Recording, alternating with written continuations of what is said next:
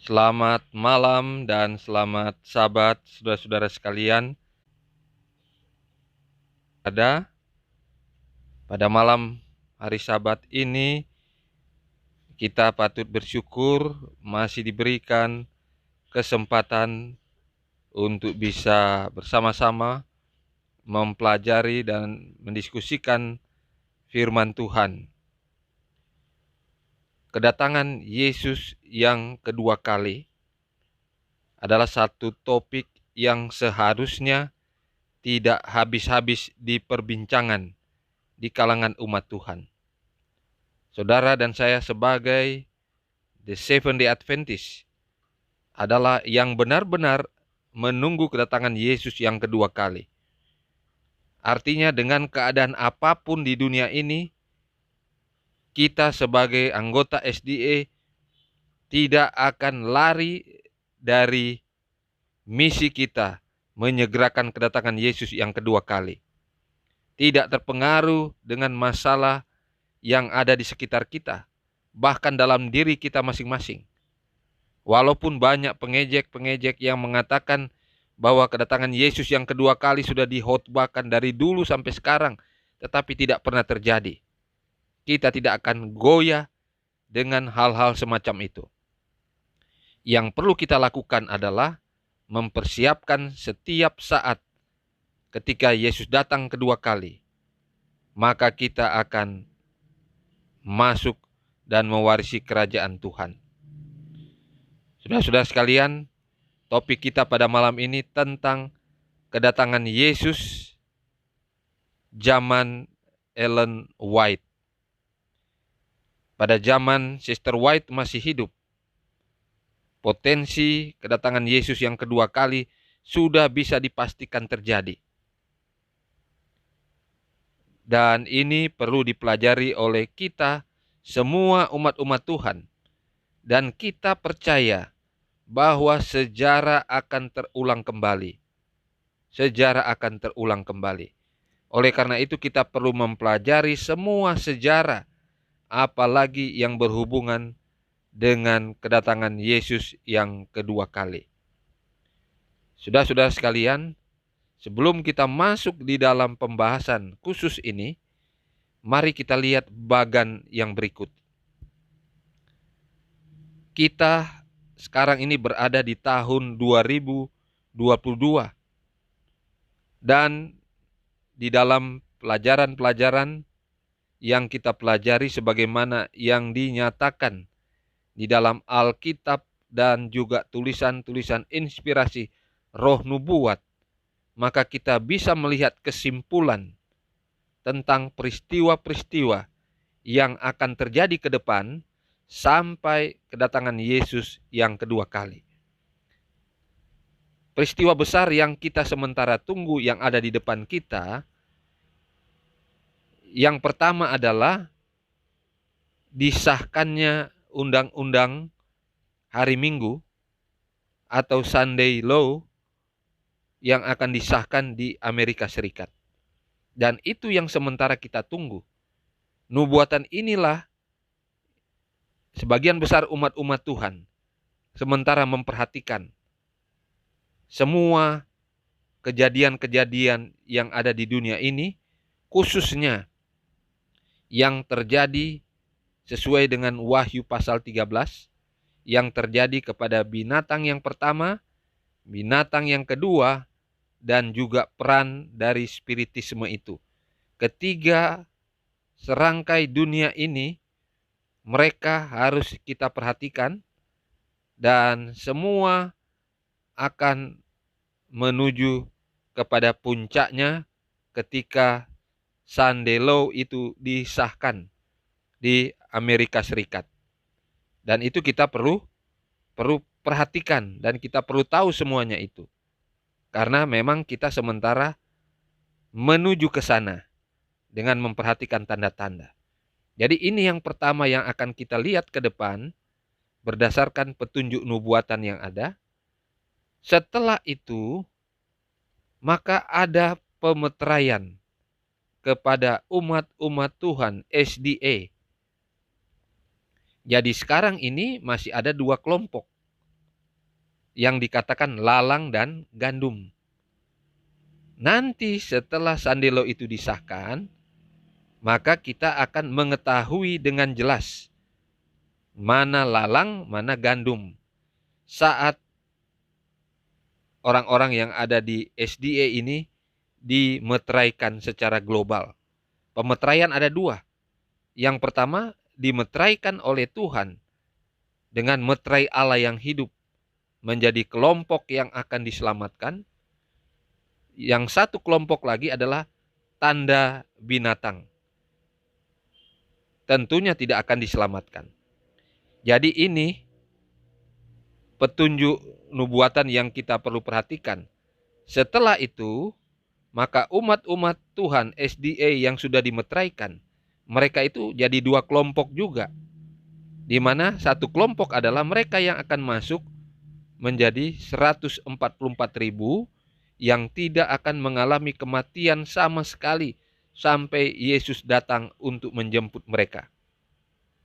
Kelompok yang satu lagi adalah mereka-mereka yang akan selamat dan sudah dimeteraikan, tetapi mereka diizinkan Tuhan untuk menerima mati syahid, menjadi seorang martir atau syuhada di dalam menjalankan misi terakhir di dunia. Nah, setelah pemeteraian, maka roh hujan akhir itu akan dicurahkan kepada yang sudah dimeteraikan oleh meterai Allah ini. Hujan akhir itu dicurahkan dan ini memampukan mereka untuk menyampaikan pekabaran terakhir di dunia kepada domba-domba yang di luar kandang istilahnya. Nah, domba-domba yang di luar kandang adalah seluruh yang belum bergabung dengan The Seventh Day Adventist, di mana mereka itu sementara bergumul untuk memutuskan menerima hari Sabat Tuhan sebagai kebenaran atau tidak. Jadi mereka yang ragu-ragu, yang ada di luar kandang, mereka ini akan mengambil keputusan.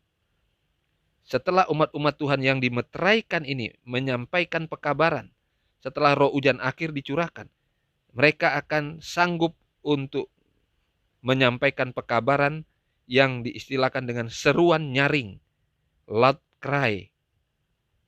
Dan ini dikatakan kekuatan atau kuasanya 3 kali lipat daripada pekabaran 3 malaikat sebelumnya. Pekabaran yang sama, tetapi intinya adalah menyuarakan lebih nyaring tentang kebenaran hari Sabat. Karena itu yang menentukan untuk mengikut Kristus atau Tuhan atau mengikut setan melalui tanda binatang itu. Jadi domba-domba yang di luar kandang ini mereka akan mendengarkan seruan nyaring ini. Ketika mereka masuk dan bergabung, maka mereka juga akan bergabung menjadi kelompok 144.000 itu. Dan mereka menyampaikan pekabaran kepada saudara-saudara mereka yang lain sampai satu orang terakhir. Maka pintu kasihan secara global akan ditutup. Jadi saudara-saudara sekalian, untuk SDA, maka penutupan pintu kasihan atau close of probation itu setelah roh hujan akhir dicurahkan. Roh hujan akhir pertama dicurahkan. Karena sudah otomatis yang tidak mendapatkan roh hujan akhir lewat pemeteraian sebelumnya, mereka otomatis sudah tidak ada harapan lagi untuk bergabung kembali atau bertobat, bergabung menjadi umat Tuhan yang akan diselamatkan. Jadi sebenarnya pada saat inilah sudah ditentukan siapa dari umat Tuhan yang akan diselamatkan dan yang tidak diselamatkan. Disinilah pintu kasihan secara global itu terjadi di kalangan umat Tuhan SDA. Sedangkan domba di luar kandang atau orang-orang yang belum bergabung, mereka ada waktunya nanti. Tetapi pada puncaknya, setelah semua orang memutuskan untuk menerima meterai Allah atau tidak, menerima Sabat atau tidak, maka keputusan terakhir bagi semua orang sudah terjadi dan pintu kasihan pribadi bagi semua umat Tuhan yang non-SDA baik yang sudah memutuskan untuk bergabung dan yang tidak, itu terjadi untuk mereka ketika Yesus sudah meninggalkan bilik yang maha suci. Ketika dia melepaskan jubah keimamatan sebagai imam besar dan dia menggantikan jubahnya dengan jubah kerajaan, seorang raja, raja alam semesta, raja di atas segala raja. Maka pada saat itulah pintu kasihan tertutup dan di bumi ini terjadi kegelapan.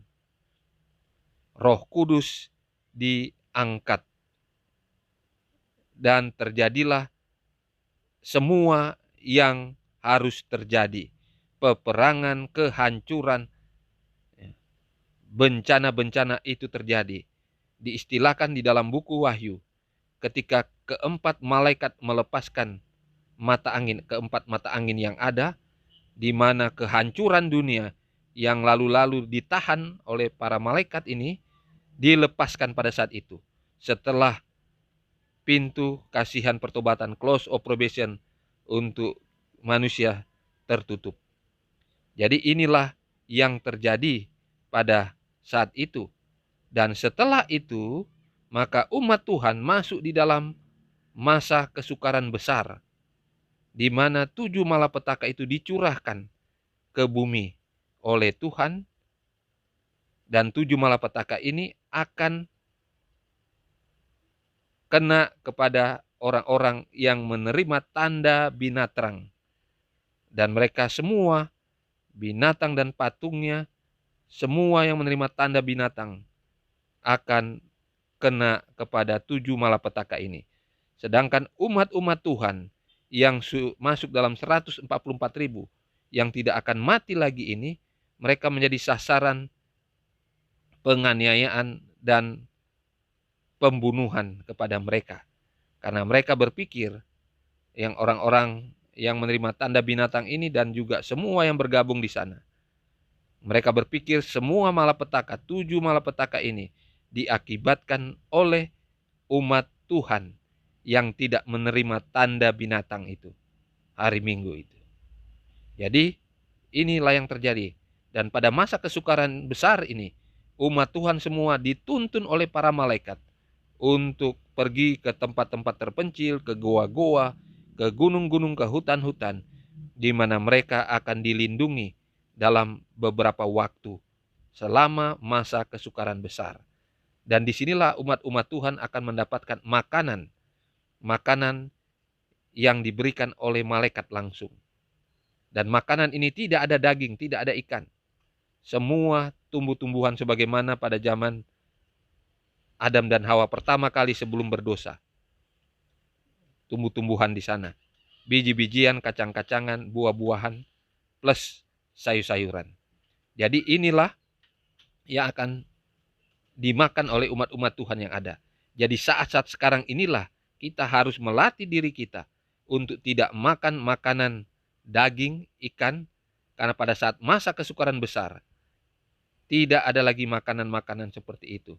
Kalau kita tidak biasakan pada saat-saat sekarang ini, maka kita akan menderita 10-100 kali lipat penderitaan kita dibanding dengan yang sudah biasa makan makanan vegetarian, sebagai seorang vegetarian. Nah, saudara-saudara, dalam masa kesukaran besar ini ada masa kepicikan Yakub, masa kesusahan Yakub, dimulai dari kutuk yang kedua sampai kutuk yang keenam menjelang ketujuh. Disinilah umat-umat Tuhan tersiksa, seperti Yakub pada saat dia dikejar-kejar oleh Esau dengan 400 pasukannya. Dia berdoa seolah-olah dia merasakan tidak ada harapan lagi. Begitulah yang dialami umat-umat Tuhan 144.000 ini ketika masa kesukaran Yakub itu terjadi. Mereka itu tidak ada yang mendampingi karena Roh Kudus tidak ada, dibiarkan seolah-olah berjalan sendiri. Tetapi sebenarnya kita tidak akan mati, dan malaikat-malaikat surga, kalau kita dicelekkan mata kita, kita akan melihat ribuan malaikat menyertai kita. Tetapi kita sengaja dibiarkan seolah-olah bergumul sendiri. Tetapi itulah ujian terakhir kita untuk kelayakan kita di surga. Nah, saudara-saudara, setelah itu maka ada masa kelepasan di mana Tuhan sendiri yang turun untuk menyelamatkan umat-umat Tuhan, dan kedatangan Yesus yang kedua kali dipastikan terjadi. Jadi itulah saudara sekalian yang perlu kita ketahui sekedar untuk melihat sejauh mana hal-hal yang akan terjadi ke depan sehubungan dengan peristiwa-peristiwa yang berhubungan dengan kedatangan Yesus yang kedua kali dan nubuatan-nubuatan yang ada. Nah, berikut ini mari kita lihat tentang kedatangan Yesus yang kedua kali yang sebenarnya sudah bisa terjadi potensinya pada zaman Nyonya White. Kita melihat satu persatu. Tahun 1856. Di dalam buku Testimonies jilid yang pertama halaman 131 dikatakan oleh Sister White 1856, kepada saya telah ditunjukkan sekelompok orang yang hadir pada rapat General Conference. Berkata malaikat itu, sebagian menjadi sasaran dari 7 kutuk terakhir. Sebagian akan tetap hidup dan bertahan di bumi untuk diubahkan pada kedatangan Yesus. Saudara-saudara sekalian, di sini Sister White mengkonfirmasi bahwa pada saat itu tahun 1856 pada rapat General Conference, Nyonya White melihat sebagian di antara mereka ada yang terkena 7 malapetaka. Artinya ini di zaman Nyonya White. Kemudian sebagian ada yang tetap hidup yang Sister White lihat ke depan. Tetap bertahan di bumi dan diubahkan pada waktu kedatangan Yesus yang kedua kali. Ini yang pertama yang dinyatakan potensi kedatangan Yesus yang kedua kali pada zaman Nyonya White. Itu tahun 1856. Kemudian tahun 1872 dalam Testimonies jilid 3 159 dikatakan, karena waktunya singkat maka kita harus bekerja dengan rajin dan dengan tenaga berlipat ganda. Anak-anak kita mungkin tidak sempat lagi memasuki perguruan tinggi. Nyonya White melihat bahwa di zamannya ini tahun 1872 dia katakan tidak sempat lagi anak-anak kita untuk berkuliah perguruan tinggi pada zaman Nyonya White pada saat itu ya.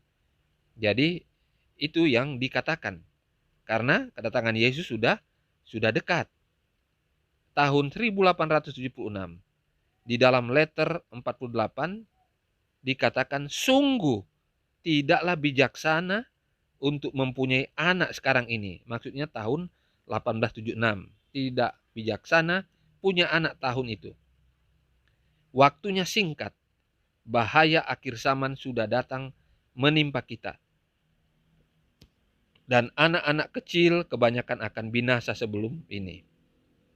Jadi Nyonya White mengatakan bahwa saat itu tahun 1876 nggak bijaksana bagi ibu-ibu yang ada untuk punya anak lagi, bagi suami istri yang ada sana. Karena waktu akhir zaman, datangan Yesus itu sudah dekat, nggak perlu lagi. Lalu dia juga sempat katakan bahwa anak-anak kecil sebelum kedatangan Yesus, sebelum masa kesukaran besar pada zamannya Nyonya White, ya, anak-anak kecil banyak yang diistirahatkan. Itu tahun 1876. Lebih lanjut, tahun 1883, di dalam Evangelism halaman 695, dikatakan kalau saja umat Advent setelah kekecewaan besar tahun 1844 memegang teguh iman mereka dan terus maju dalam kesatuan saat dimulainya pemeliharaan Allah, menerima pekabaran malaikat ketiga dan dengan kuasa Roh Kudus mengumandangkannya kepada dunia ini, niscaya mereka sudah melihat keselamatan dari Allah. Tuhan tentu telah melaksanakan dengan perkasa mendukung usaha-usaha mereka. Pekerjaan ini sudah selesai dan Kristus pasti sudah datang sebelum ini untuk menyambut umatnya dengan pahala mereka. Jadi ini tahun 1883. Kristus sudah pasti datang. Tahun ini atau sebelum atau sesudah. Sudah sangat dekat pada saat itu. Ini tahun 1883. Kemudian tahun 1885. Dalam Testimoni jilid 5 halaman 366, dengan umur dunia sekarang ini, sementara babak-babak sejarah dunia segera berakhir dan kita memasuki masa kesukaran yang tidak pernah terjadi sebelumnya. Jadi Nyonya White mengatakan tentang masa kesukaran besar. Maka makin sedikit ikatan pernikahan diadakan akan lebih baik bagi semua orang, laki-laki maupun perempuan.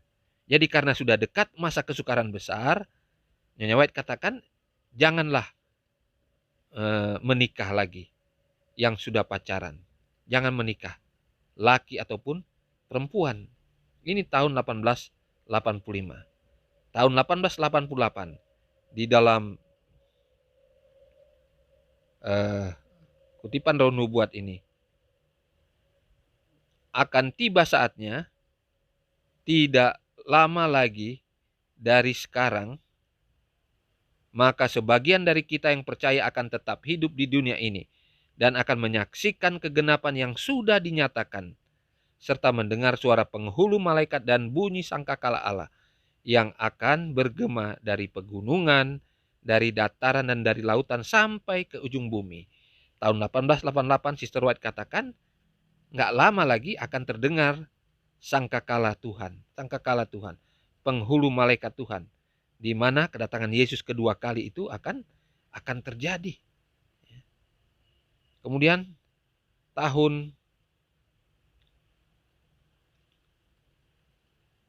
1903,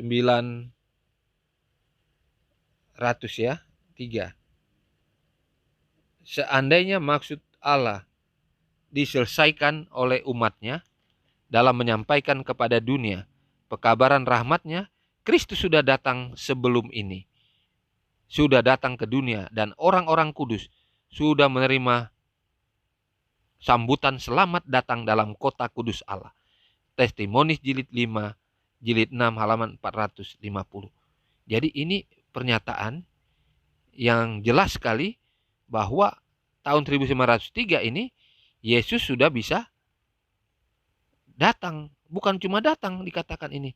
Sudah ada di kota kudus Allah umat-umat Tuhan tahun 1903. Kalau mereka setia kepada Tuhan, ya. Jadi itu tahun 1900. Ya, tadi tahun 1900 bukan 1903. Nah, sekarang tahun 1903. Dalam General Conference Bulletin 30 Maret, Nyonya White katakan, saya tahu bahwa jika umat Tuhan sudah memelihara hubungan yang hidup dengannya, jika mereka sudah menuruti firman-Nya, sekarang ini mereka sudah ada dalam Kanaan Semawi. Ini tahun 1903. Jadi kalau umat Tuhan di zaman Nyonya White itu benar-benar memelihara hubungan yang baik dengan Tuhan, memelihara firman-Nya, menuruti firman-Nya, maka mereka sudah ada di surga tahun 1903. Ya. Kemudian berikut tahun 1910. Di dalam Prophet and Kings halaman 605.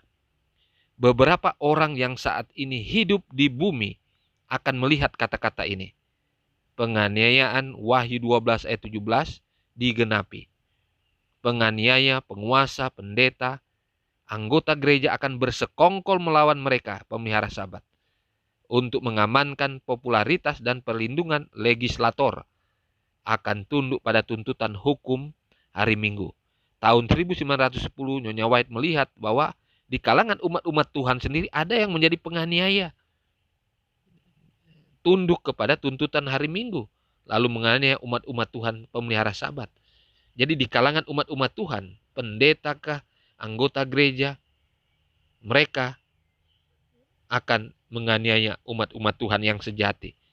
Itu tahun 1910, artinya undang-undang hari Minggu, peristiwa itu sudah terjadi pada saat itu, sebelum atau sesudah sedikit. Sekarang, ya, sekarang ini tahun 2022. Mengapa nubuatan tentang kedatangan Yesus yang kedua kali itu tertunda lagi? Atau belum digenapi ya? Atau jangan-jangan tidak digenapi? Nah, ini kita perlu mempelajari sekarang ini. Kita lihat dalam Evangelism halaman 695. Malaikat Tuhan dalam pekabaran mereka kepada manusia menggambarkan waktu sebagai waktu yang sangat singkat. Demikianlah yang selalu disajikan kepada saya. Ini kata Nyonya White ya. Memang benar bahwa waktu telah berlanjut lebih lama dari yang kita harapkan. Pada hari-hari awal pekabaran ini, pekabaran 3 malaikat yang di awal ya. Juru selamat kita tidak muncul secepat yang kita harapkan. Tetapi apakah firman Tuhan telah gagal? Tidak pernah. Harus diingat bahwa janji dan ancaman dari Tuhan sama-sama bersyarat. Evangelism halaman 695, paragraf yang pertama. Saudara-saudara sekalian, kita perlu mempelajari bahwa nubuatan yang terjadi itu ada dua, yang bersyarat dan yang tidak bersyarat. Datangan Yesus yang kedua kali memang tidak bersyarat harus terjadi. Tetapi peristiwa-peristiwa yang mendahuluinya semua bersyarat. Bersyarat ketika itu berhubungan dengan keselamatan atau kebinasaan manusia. Berhubungan dengan berkat atau kutuk yang akan didapat oleh manusia. Maka nubuatan-nubuatan itu adalah nubuatan yang bersyarat. Kita ambil contoh kota Nineve dulu ya. Ketika Nabi Yunus diutus oleh Tuhan untuk memberikan pekabaran bahwa Nineve akan dihancurkan, orang-orangnya akan dibinasakan. Kecuali bertobat, mereka akan diselamatkan. Jadi ketika Yunus tiba di Nineve, dia menyampaikan pekabaran agar mereka, orang-orang di Nineve ini supaya bertobat. Ternyata mereka bertobat. Mereka menyesal dan bertobat dari dosa-dosa mereka. Dan Tuhan tidak jadi membinasakan atau menghancurkan Nineve dan orang-orangnya di sana. Itulah nubuatan yang berhubungan dengan kehidupan dan kebinasaan manusia. Jadi kalau orang bertobat, dia selamat. Tidak bertobat, dibinasakan. Jadi itu nubuatan-nubuatan yang perlu kita ketahui. Sekarang kita lihat dalam Spirit of Prophecy jilid 4 halaman 292. Bukanlah kehendak Allah orang Israel harus mengembara 40 tahun di padang gurun. Demikian juga bukanlah kehendak Allah bahwa kedatangan Kristus harus ditunda begitu lama. Dan umatnya harus tinggal lagi bertahun-tahun di dunia yang berdosa dan sengsara ini. Jadi kita lihat Tuhan tidak pernah menunda kedatangan Yesus yang kedua kali. Tetapi sebagaimana bangsa Israel, dia mengembara 40 tahun. Oleh karena mereka juga, ya, begitu juga kedatangan Yesus yang kedua kali, yang kelihatannya tertunda, itu bukan karena Tuhan, tetapi karena umat Tuhan yang bertahun-tahun berada di dalam dosa. Itu yang menyebab sampai kedatangan Yesus kedua kali itu tertunda bertahun-tahun. Di dalam manuskrip jilid 4 tahun 1883 dikatakan bukanlah kehendak Tuhan bahwa kedatangan Kristus ditunda dengan demikian. Hal ini disebabkan oleh ketidakpercayaan keduniawian, ketidakkonsentrasian dan perselisihan di antara orang-orang yang mengaku umat Tuhan, yang telah menahan kita di dunia yang penuh dosa dan kesedihan ini selama bertahun-tahun. Jadi yang menghalangi Kristus datang kedua kali adalah umat Tuhan sendiri yang tidak percaya, yang hidup duniawinya sangat tinggi. Lalu fokus mereka sehari-hari bukan lagi kedatangan Yesus, bukanlah pembentukan tabiat Yesus, tetapi hal-hal dunia. Dan ini lagi perselisihan di antara umat Tuhan yang terus-menerus terjadi. Saudara, ini akhir tahun, menjelang akhir tahun, dan banyak pemilihan-pemilihan di jemaat-jemaat kita, SDA. Dan akan banyak perselisihan yang terjadi, saudara. Setiap tahun terjadi di akhir-akhir tahun karena pemilihan. Saudara-saudara sekalian, ini yang menyebabkan tertundanya kedatangan Yesus yang kedua kali karena mementingkan diri, karena merasa hebat, tidak fokus kepada kedatangan Yesus yang kedua kali, kepada kebenarannya, tetapi kepada hal-hal dunia, hal-hal jasmani. Ini sudah dikatakan kepada kita. Kita lihat lebih lanjut. Tetapi sebelum kedatangan itu, Yesus berkata, Injil kerajaan ini akan diberitakan di seluruh dunia untuk menjadi saksi bagi semua bangsa. Kerajaannya tidak akan datang sampai kabar baik dari kasih karunia-Nya ini telah dibawa ke seluruh bumi. Karenanya, saat kita menyerahkan diri kita untuk Tuhan, memenangkan jiwa bagi orang lain, bagi Tuhan dan kita mempercepat kedatangan kerajaan-Nya. Jadi penginjilan saudara-saudara itu mempercepat kedatangan Yesus. Sebaliknya saudara tidak menginjil, menunda kedatangan Yesus. Karena saat kita menginjil, karakter Kristus sementara terbentuk di dalam pribadi kita masing-masing. Evangelism 695-696. Selama 40 tahun ketidakpercayaan, persungutan, pemberontakan telah menahan bangsa Israel purba memasuki tanah Kanaan. Dosa-dosa yang sama telah menunda masuknya Israel rohani ke dalam Kanaan semawi. Dari kedua kasus ini tidak ada yang merupakan kesalahan janji-janji Allah. Ketidakpercayaan, keduniawian, ketidakberserahan, dan perselisihan di kalangan orang-orang yang mengaku umat Tuhan. Itulah yang menahan kita di dunia ini, di dunia yang berdosa dan penuh kesusahan sampai sekarang ini. Sekali lagi dikonfirmasi kembali bahwa Tuhan tidak lalai dengan janjinya. Tetapi yang menahan Yesus Kristus datang oleh karena pemberontakan kita manusia, persungutan, ketidakpercayaan, dan perselisihan, pertengkaran di antara umat-umat yang mengaku umat Tuhan yang menunggu kedatangan Tuhan, tetapi berselisih. Paling kurang dalam akhir-akhir tahun seperti yang saya katakan tadi. Testimoni jilid 2, 194. Alasan kedatangan Yesus ditunda karena Allah tidak rela melihat umatnya, umat yang sisa ini binasa. Mereka belum siap, lalu mau dibinasakan. Tuhan masih memberikan kesempatan. Karena jika guru datang, banyak sekali yang akan ditemukan belum siap. Keengganan Tuhan untuk membuat umatnya binasa menjadi alasan penundaan yang begitu lama. Saudara perlu bergembira memang. Karena Tuhan begitu kasih kepada umatnya. Umatnya ya, jangan lupa umatnya, bukan yang lain. Tetapi, saudara-saudara sekalian, Tuhan itu ada batasnya sebenarnya. Ya. Bagaimana zaman kita sekarang? Apa kedatangan Yesus masih lama? Mari kita lihat. Kita lihat kutipan berikut, saudara. Peristiwa-peristiwa akhir zaman halaman 23, paragraf 5. Kristus sedang menunggu dengan kerinduan besar akan pernyataan dirinya di dalam jemaatnya. Apabila tabiat Kristus sudah dipantulkan dengan sempurna oleh umatnya, barulah ia akan datang mengakui mereka sebagai miliknya. Yang pertama, karakter Kristus saudara dan saya harus miliki dan sempurna. Baru Yesus bisa datang menjemput kita. Kalau nggak sempurna, nggak bisa. Caranya menginjil. Menginjil pribadi.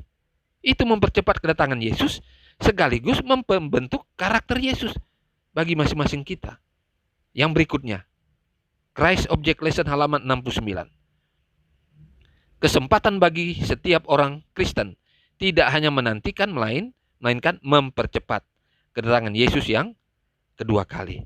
Sekiranya kita yang menyandang namanya menghasilkan buah demi kemuliaannya, alangkah cepatnya dunia ini akan ditaburi dengan bibit-bibit penginjilan. dengan cepat panen raya terakhir akan dituai. Kristus akan datang menjemput kita. Saudara-saudara sekalian, penginjilan mempercepat kedatangan Yesus. Jalankan itu saudara. Kutipan selanjutnya sama. Desire of Ages 6:33. Dengan menyiarkan Injil ke seluruh dunia, kita berkuasa mempercepat kedatangan Yesus. Jangan cuma nantikan, tapi percepat dengan cara penginjilan itu. Testimonis Jilid 5 208. Dengan ketepatan yang tidak keliru, yang kekal atau Tuhan atau Kristus itu masih menyimpan catatan segala bangsa. Sementara kemurahannya diperlunak dengan seruan pertobatan. Catatan itu tetap terbuka. Tetapi bila mana angkanya mencapai satu jumlah yang telah ditetapkan Allah, maka pekerjaan murkanya dimulai. Saudara perhatikan, jangan anggap Tuhan begitu murah hati. Dia panjang sabar, tapi ada batasnya. Di sini kita lihat, ketika baik umat Tuhan yang mengaku umat Tuhan, maupun manusia yang banyak yang lainnya, melakukan kejahatan pertobatannya tidak dilakukan, dalam waktu tertentu, maka mereka akan dituai dosa-dosa yang ada pada mereka. Murka Tuhan itu akan terjadi kalau jumlah yang murtad, jumlah yang berbuat dosa ini sudah cukup jumlahnya, maka Tuhan curahkan murkanya. Lebih lanjut ya, Testimonis Jilid 5 524. Allah menyimpan perhitungan tentang bangsa-bangsa. Bila mana waktunya tiba, kejahatan mencapai batas kemurahan Allah yang ditentukan, panjang sabarnya pun akan berhenti ya. Apabila jumlah angka-angka catatan buku surga menandai jumlah pelanggaran lengkap, murka Tuhan datang. Sekarang ini saudara, 2-3 tahun terakhir ini, murka Tuhan sudah datang. Dalam bentuk badai, dalam bentuk tsunami, banjir, gempa bumi, kecelakaan, sakit penyakit, wabah yang beredar. Semua ini menandakan bahwa jumlah angka-angka yang berbuat dosa itu sudah cukup, sudah puncaknya untuk dituai. Dan itu sementara terjadi dan akan terjadi terus saudara. Ya. Testimonis Jilid 9 halaman 13. Waktunya sedang datang bila mana kesombongan, keangkara murkaan manusia mencapai titik di mana Tuhan tidak izinkan lagi melewatinya. Mereka akan tahu bahwa ada batas panjang sabar Tuhan ini.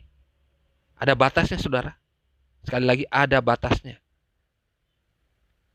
Crawford and King 417, ada batas di mana penghakiman Tuhan tak dapat lagi ditangguhkan.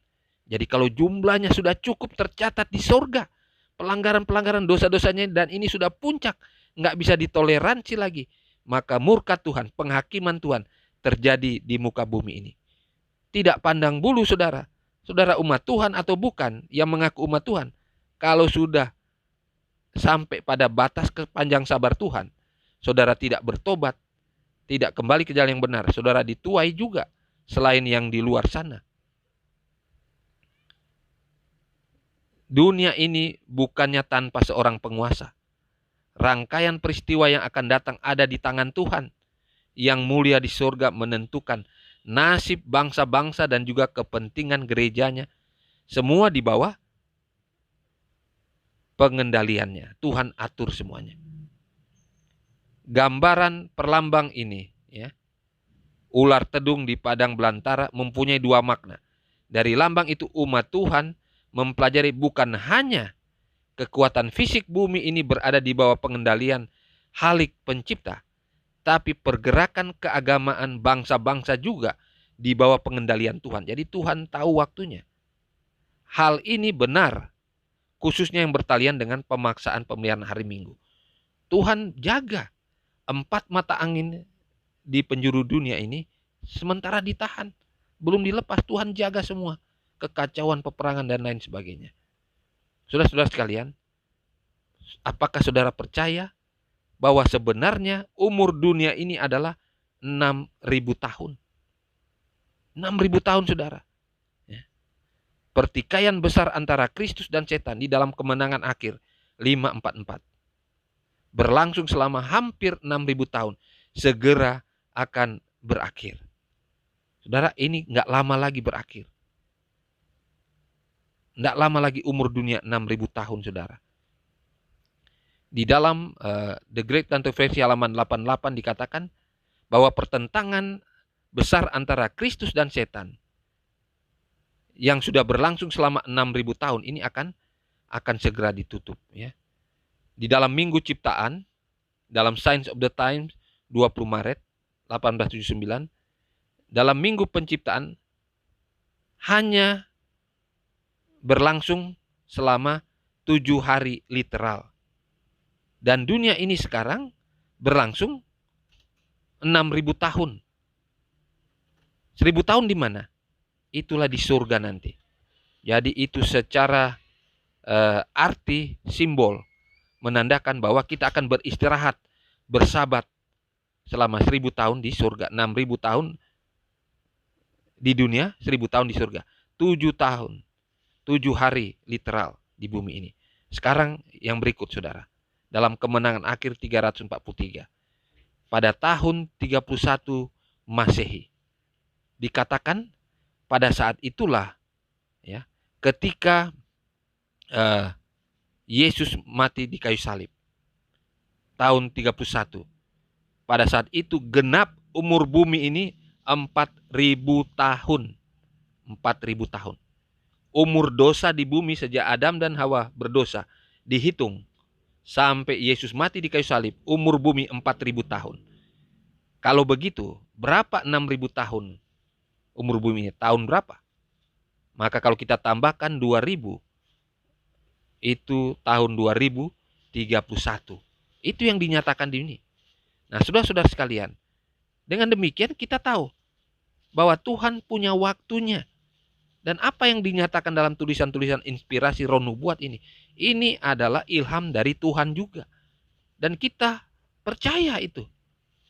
Dan setelah kita mempelajarinya, semua yang kita pelajari, maka kita akan tahu pasti bahwa itu segera akan terjadi. Kedatangan Yesus yang kedua kali. Segera, tidak ada penundaan-penundaan lagi, saudara. Kitalah last generation yang masuk di dalam nubuatan yang kita pelajari ini. Yang perlu kita lakukan sekarang, bertobat dan bertobat. Persiapkan diri kita dengan membawa jiwa-jiwa supaya datang kepada Kristus. Segerakan kedatangan Yesus itu dengan penginjilan pribadi kita, saudara. Sekaligus adakan pembaharuan, reformasi dalam diri kita masing-masing. Jangan ada lagi perselisihan di antara umat-umat Tuhan, tetapi bekerja sama dalam penarikan jiwa setiap hari. Time is soul, bukan time is money lagi sekarang. Waktu adalah jiwa. Jiwa orang lain dan otomatis jiwa kita juga yang harus berharga di hadapan Tuhan untuk diselamatkan. Saudara-saudara sekalian, janji Tuhan sangat jelas. Firman Tuhan sangat jelas. Kutipan-kutipan roh nubuat sangat jelas. Waktunya kedatangan Yesus tidak akan ditunda lagi. 6.000 tahun di bumi ini sudah sangat dekat.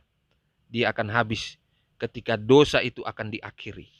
Saudara-saudara, mari kita bertobat di hadapan Tuhan dan menyelesaikan perkara-perkara dosa sekarang ini lagi.